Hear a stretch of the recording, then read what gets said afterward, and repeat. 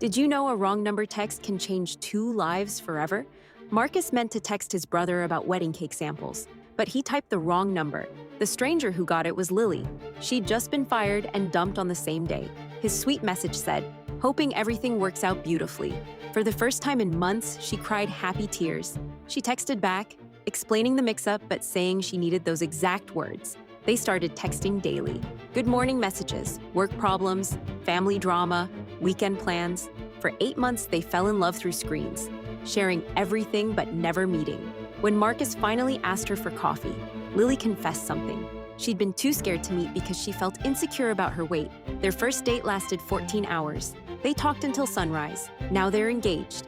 And here's the beautiful part. They're planning to recreate that accidental first text in their wedding vows.